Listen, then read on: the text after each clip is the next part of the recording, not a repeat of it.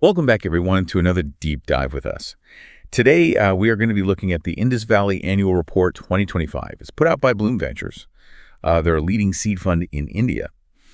And we want to really get into, you want to understand the Indian consumer market. Like, who is driving all this consumption that's happening in India, right? Yeah. And one of the things that's super interesting here is that consumer spending in India is a whopping 55% of GDP. Way, way more than China, where it's really investment that's king. Yeah. It's really a fascinating contrast if you look at it, right? India's economy really has been powered by consumption for over 2 decades now. And in China, investment actually accounts for 41% of GDP compared to just 31% in India. Yeah. And it just highlights how these two economies are very different. So we've established that India is a massive consumer market. But here's where things get kind of interesting. India's per capita consumption is actually surprisingly low. Yeah. You would think that with such a large market, everyone would be spending big. But that's not really the case. It is lower than expected, especially if you compare it to countries with similar levels of economic development. The report actually points to very low penetration rates across a variety of categories, like, financial products, two-wheelers, ACs, even basic things like FMCG or even cement and electricity. Yeah. It's almost like there's this untapped potential waiting to be unlocked, right? Yeah. And that's where this idea of the Indian consumer stack comes into play.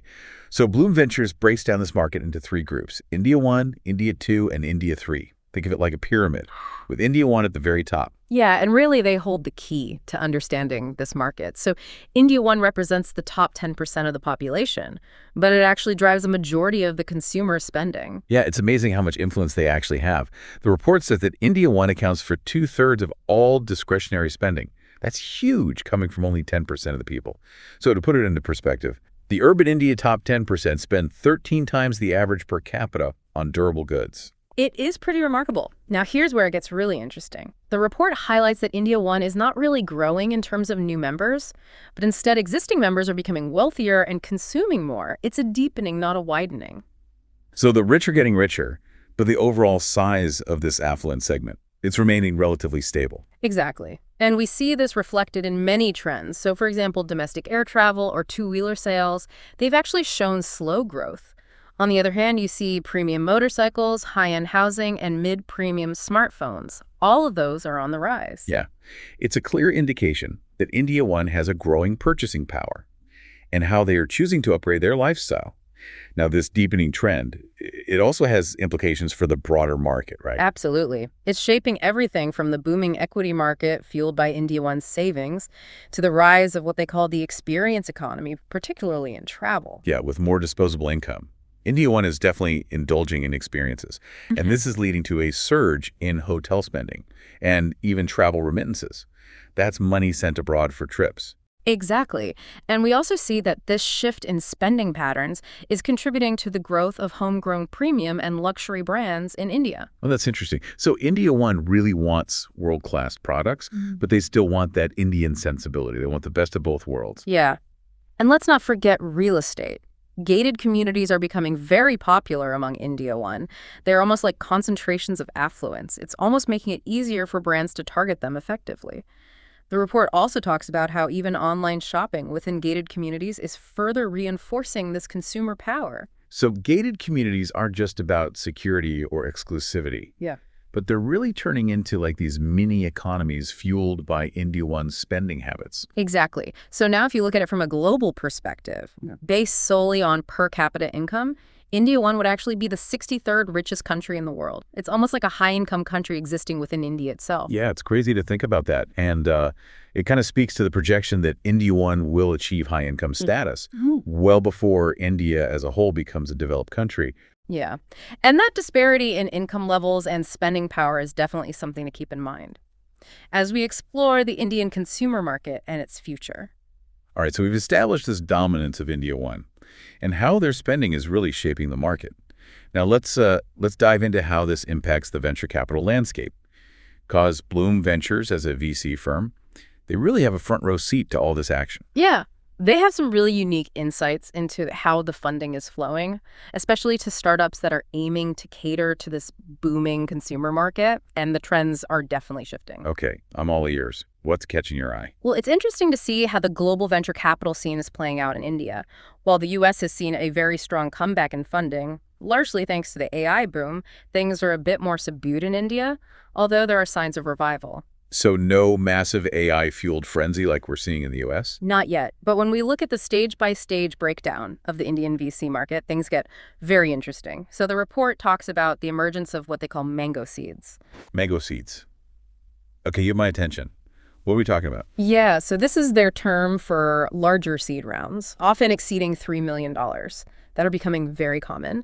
And these rounds are going to second-time founders or, individuals with proven track records. They call them the elite operators. Investors are essentially more willing to bet big on them early on. So it's a more targeted approach, backing those who already have a success story, especially in a tighter funding environment. Exactly. And while seed funding is holding steady, early and late-stage funding are still lagging behind the peaks of 2021 and 2022. And this gap is actually creating space for the rise of micro VCs. Micro VCs. Tell me more about these new players. Yeah, so these are smaller funds that specialize in very early stage investments. Often at the pre-seed stage, they focus on very specific sectors or niches, and they provide a crucial lifeline for first-time founders who might not be on the radar of the larger funds yet. So it's like a more diverse funding ecosystem emerging, Yeah. catering to different stages and needs. But how are founders eventually cashing out? What about exits? Yeah, so that's where the IPO market comes in. And the report dives deep into that. 2024 was actually a record-breaking year for Indian IPOs, both in terms of number of IPOs and the amount of capital raised. It was an all-time high. Wow, so the public markets are really heating up in India. Yeah, they are. And here's the thing. Companies are going public earlier than before. So the median revenue and market cap at the time of listing have dropped significantly compared to a few years ago. So the billion-dollar unicorn isn't the only path to an IPO anymore. Not necessarily, and this is actually creating more opportunities for VC-backed companies to exit successfully. And there's also another segment that is gaining a lot of traction, the SME IPO market. SME IPOs. I'm intrigued. Tell me more. Yeah, so this is a separate market specifically for small and medium-sized enterprises to go public. And it's booming. The returns on the SME IPO index have been incredible, even outperforming the main benchmark indexes by a significant margin. So it's like a potential gold mine for investors. Potentially, yeah. The report actually makes a strong case for more VC-backed companies to consider this route, particularly those that might not be on track for those mega IPOs, but still demonstrate solid growth and potential. Okay, now let's shift gears and talk about a trend that's really reshaping the retail landscape in India. Quick commerce. The Quick India movement, as the report calls it. It seems to be growing at an incredible pace. Yeah, it is. And it's largely due to India's relatively low penetration of modern retail compared to countries like China or the U.S. So fewer big supermarkets and shopping malls, making quick commerce a much more appealing option. Exactly. Quick commerce steps in by offering speed and convenience, a model that seems tailor-made for the Indian market. But what makes it such a perfect fit for India? What are some of the unique factors driving its success? Well, the report highlights a few key elements. So first, you have low labor costs, especially compared to Western countries. Then you have high population density in major cities, which makes it much easier for these quick delivery services to operate efficiently. It's almost like a confluence of factors. That has created the perfect breeding ground for quick commerce. You could say that. And of course, there's the consumer side of things. Indians are increasingly seeking instant gratification. They want things fast, and they are willing to pay a premium for it. So quick commerce is booming. It's impacting everything. But the report also raises some potential challenges, right? Is there a risk of irrational exuberance? Is this all just hype? Yeah, it's a valid question. And the report does raise some important points. For instance, the projected number of monthly transacting users, or MTUs, for quick commerce seems quite ambitious. So what are some of the factors behind this potential overestimation? Well, remember how we discussed that India 1 isn't widening as fast as it's deepening? Even though existing members are becoming wealthier, the pool of high-spending consumers isn't expanding rapidly, so there might be a limit to how many people will truly embrace this super-fast delivery model. So the market might not be as massive as some projections suggest? That's a possibility. And additionally, there are concerns about the sustainability of the quick commerce business model itself. It is a capital-intensive industry with tight margins. It sounds like there's a lot of moving parts here, but one thing's for sure, quick commerce is definitely shaking things up. And it's a trend worth watching. Now, speaking of trends, the report also touches upon AI and its impact on India. Yeah. Now, unlike in China, where we saw the emergence of DeepSeek, their own foundational AI model, India hasn't quite had that aha moment yet. So is India falling behind in this AI race? What are some of the factors contributing to this? Not necessarily. The report argues that India simply lacked some of the forcing functions that led to DeepSeek's creation in China. Can you elaborate on these forcing functions? What were the key differences? So China boasts a much larger pool of AI researchers, and they have been heavily investing in the field for years. They also face limitations in accessing GPUs, which forced them to innovate and develop more efficient AI solutions. And then there was this unusual catalyst, a hedge fund that decided to pivot from finance to AI tech and poured billions into its development. India hasn't had a similar trajectory yet. So different circumstances led to different paths. But what about the future? Does India have the potential to catch up in this AI race? The report seems optimistic. There is a growing sense of AI sovereignty in India, with the government pushing for homegrown solutions. The country is abundant in talent, and the cost of developing AI in India is relatively lower. So there's hope for an Indian DeepSeek moment on the horizon. Definitely. And in the meantime, we are seeing impressive consumer AI applications emerging from India. So the innovation is happening, albeit in different forms. But that's a discussion for another time, perhaps. Absolutely. And on that note, we'll delve into some other fascinating aspects of India's startup ecosystem in the next part of our deep dive. Okay, so we've explored this world of India One and, how their spending is shaping the market. Now, let's shift our focus a little bit to India Two, that aspirational class, with its own, unique dynamics. So how are startups adapting their strategies to cater to this vast and, diverse segment? Yeah, it's fascinating to see how the playbooks for engaging India 2 have evolved. So the report actually highlights this shift from simply adapting Western products to the Indian context to something much more nuanced. So what are these new playbooks all about? So one approach is what they call the evolved playbook. Think of it as like re-engineering products specifically for the Indian market, taking into account things like, local preferences, price sensitivity, and the widespread use of mobile payments thanks to platforms like UPI. So it's not just a superficial adaptation. Yeah. It's going deeper and redesigning the product Yeah. with the Indian consumer in mind. Do you have any examples that kind of illustrate this? Yeah, absolutely. So the report highlights a company called Stage. It's a streaming platform that's making waves by creating ultra-low-cost content tailored for India 2 audiences. Ultra low cost. How do they manage to produce, quality content while keeping costs so low? So it's a combination of clever strategies. They leverage, standardized story tropes and templates that can be easily adapted to different languages. They shoot on small sets, often incorporating them into the storyline itself. And they work with local content creators who are willing to work for lower rates. It's all about maximizing efficiency and finding creative workarounds. Wow, that's impressive. They're essentially like hacking the content creation process to make it more affordable. Exactly. And it's clearly working. Stage is producing highly rated shows that resonate with India 2 viewers without breaking the bank. It really demonstrates a deep understanding of the market and its unique constraints. Okay, so that's the evolved playbook, adapting existing models to fit the Indian context. But what about this emerging playbook that the report also mentions? What sets it apart? Yeah, so this playbook is even more intriguing. It's about completely rethinking the product. Based on the specific needs and context of India 2 consumers, it's really about understanding the job to be done, the underlying problem they're trying to solve, and creating a solution that truly aligns with their reality. Okay, I need an example here. Yeah, so the report talks about a fascinating trend, apps that utilize astrology counseling as a form of mental health support. Astrology counseling, that's not something you typically associate with mental health. Right.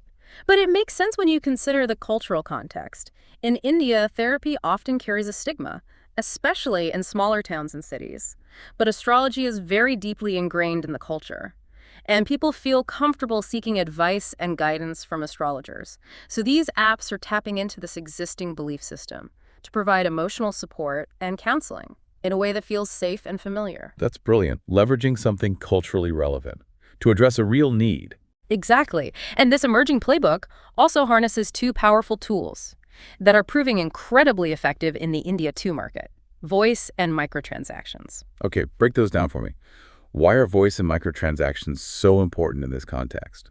So voice is becoming a preferred mode of communication for many India 2 users. It's more personal, and it can be easier than typing, especially for those who may not be as comfortable with text-based interfaces. Yeah, it makes sense from an accessibility standpoint. Yeah. And what about microtransactions? How do they fit into all this? So microtransactions allow users to pay for small, specific services or features within an app. This model is very effective in a market where people may not be able to afford large upfront payments, but are willing to spend small amounts for things that they find valuable. So it's like breaking down the payments into bite-sized pieces, making it more manageable for the consumer. Precisely. And the report highlights a company called Voice Club as a prime example of how these features are being used. They offer live voice chat rooms where users can connect with experts and discuss a range of topics, from astrology to career advice to relationship issues. Oh, wow. So it's like a virtual community built around shared interest. And powered by the intimacy of voice. Exactly.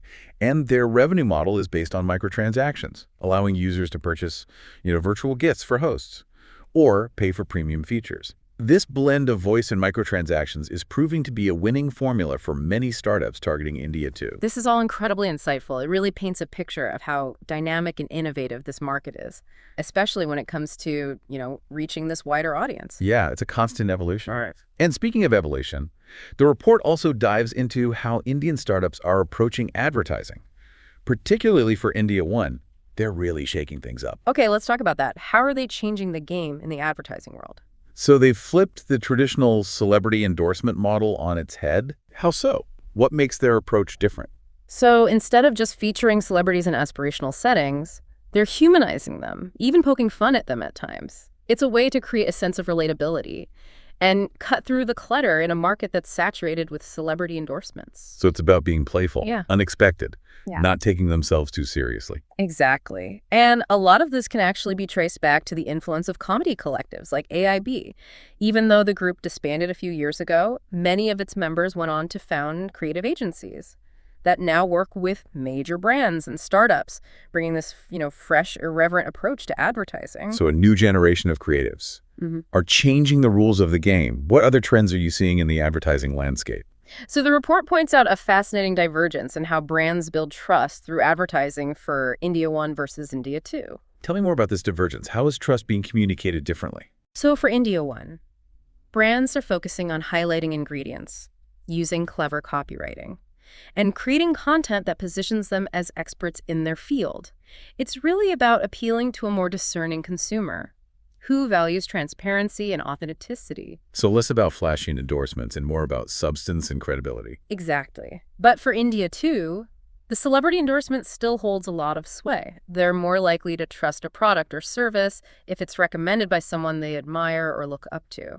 So it's about understanding the different values and motivations of each segment and tailoring your approach accordingly. Absolutely. And then there's another challenge that Indian startups are grappling with, particularly those in the consumer space, the issue of returns. Returns. Why is that such a significant hurdle in the Indian market?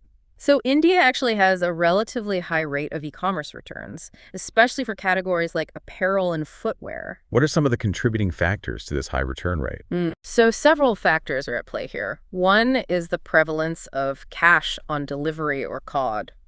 When customers don't have to pay up front, they're more likely to order multiple sizes or styles and then return what they don't want. Yeah, it's like a risk-free way to try before you buy. Right. And then there's the challenge of sizing and fit, which can be difficult to assess when you're buying clothes online. Okay, so returns are a real problem. How are startups addressing this challenge? Are there any, innovative solutions emerging? Yeah, definitely. They're coming up with some creative strategies. So one approach is to nudge customers towards prepaid orders, either by offering discounts or by adding friction to the SUD process, like charging a small handling fee. So they're trying to incentivize people to commit to their purchases upfront, reducing the likelihood of return. Exactly. And it seems to be working. The report cites data from GoQuick. It's an e-commerce enabler brand. That shows a downward trend in SOD orders, especially in larger cities. Okay, that's a positive sign. What other tactics are they employing? So some companies are offering try and buy options, where customers can order multiple items, try them on at home, and then only pay for what they keep. Others are focusing on improving address management. because incorrect or incomplete addresses can lead to failed deliveries and returns. So it's like a multifaceted approach, Yeah. tackling the issue from various angles. Exactly. And while returns will likely remain a challenge in the Indian market, these innovative solutions are definitely helping to mitigate the problem and enhance the overall customer experience. Yeah, so we've covered India 1, India 2, quick commerce, AI, even returns. But the report also has this interesting section on the Indian diaspora, what they call India K. And I'm curious to hear your perspective on this segment. Yeah, it's an interesting group. So they're referring to the millions of Indians who live and work abroad, primarily in countries like the US, UK, and Canada. Right. And this diaspora has significant economic power, both in their host countries and back in India. Absolutely. The remittances they send back to India are substantial, even surpassing foreign direct investment in some cases. Wow, that's a testament to their financial clout. So how are brands tapping into this India market? What strategies are they using? So the report actually provides a framework for understanding the diaspora, based on two key factors: affluence and affiliation. Break that down for me. What do those terms mean in this context? So affluence is pretty straightforward. It's about their income level, whether they're high earners or low earners. Affiliation refers to their connection to India. Do they still feel a strong connection to their country of origin?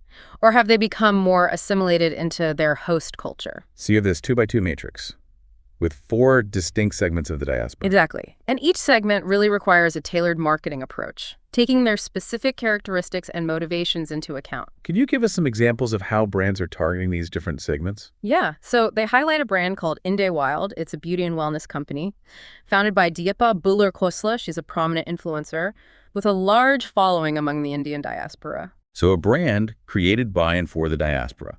What's their strategy for reaching this specific market? So they started by leveraging Deepa's influencer platform to build a community and test products. And then they strategically expanded into mainstream markets, targeting multicultural audiences in countries like the US, UK, and Canada. So they use their understanding of the diaspora's needs and preferences to create a brand that resonates with a wider audience. Exactly. And they've been very successful in doing so. Indus Wild really demonstrates the power of authentically connecting with a specific target audience and then expanding outward. It's fascinating to see how brands are recognizing the potential of this India market and coming up with, creative ways to engage with this diverse and influential group. Yeah, it's a market that's often overlooked, but as we've seen, it holds immense potential for those willing to understand its nuances. This report is truly packed with insights. It's giving us a 360-degree view of the Indian market, from, the rise of quick commerce to the funding landscape, to the evolving dynamics of consumer behavior. Yeah, it's remarkable how Blume Ventures has captured the essence of this complex and ever-changing market. All right, we've covered a lot of ground so far, but before we wrap up, I want to touch on one more topic that caught my attention: venture debt. The report mentions that it's becoming increasingly common as equity funding becomes more difficult to secure. Can you explain what venture debt is and why it's gaining traction in the Indian startup ecosystem? Sure. Venture debt is essentially a loan that's specifically designed for startups. It's a way for companies to access capital without having to give up equity. So like a bridge between equity rounds. Exactly. It can be a valuable tool for companies that need to extend their runway or fund specific projects without having to dilute their ownership. Yeah, but the report also mentions some potential drawbacks to venture debt, right? It's not all sunshine and roses. Right. Venture debt typically comes with higher interest rates than traditional bank loans. And it often includes covenants, which are basically restrictions on what the company can and cannot do. So there are trade-offs to consider. It's not a free lunch. Absolutely. But in a tighter funding environment, venture debt can be a valuable option for startups that need to access capital quickly and flexibly. It's just crucial to carefully consider the terms and conditions before taking on any debt. Great point. It sounds like venture debt is kind of a double-edged sword, offering opportunities but also potential risks. It's a tool that needs to be used strategically and with a clear understanding of the implications. It's amazing, as we've been going through this report, it's striking how different India is from any other market, right? It's massive, it's diverse, and it's constantly changing. Yeah, it's true. You can't just, take a cookie cutter approach. What works in one part of India might completely flop in another. And that's why it's so crucial for businesses to really understand the nuances of each consumer segment, right? Their aspirations, their cultural context, even the regulatory landscape. And it's also inspiring to see how Indian startups are rising to the challenge. They're not just copying Western models. They're coming up with genuinely innovative solutions tailored for India's unique needs, whether it's finding ways to reach consumers in remote areas, or developing, affordable products and services, or navigating a complex regulatory system. They're adapting and thriving. It's like a real-world case study in survival of the fittest, right? Where the most adaptable and innovative businesses come out on top. And remember, India's middle class is still expanding, which means that this wave of disruption is far from over. So for anyone listening who's thinking about entering the Indian market, what's your advice? Where do they even begin? Honestly, I think it starts with humility. Don't assume you know India just because you've read a few articles or reports. This is a market that rewards deep research and a willingness to listen. So take the time to understand the desires, the anxieties, the cultural context of each consumer segment, whether it's the aspirational India 2 or the trend-setting India 1. Because a strategy that's a hit in Bangalore might completely fall flat in Bhopal. Exactly. And be prepared to adapt, right? Flexibility is key. Don't be afraid to experiment, to iterate, and even to completely scrap what you thought was a brilliant idea if the market tells you otherwise. We got to be nimble, responsive, almost like a surfer riding a wave, constantly adjusting to the next swell. Perfect analogy.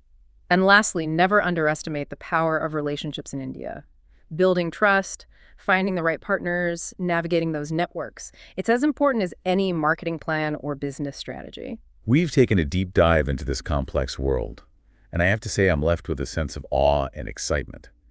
India's consumer market is both daunting and exhilarating. Yeah, it's a market that demands respect, but offers immense rewards for those willing to truly engage with it. Well said.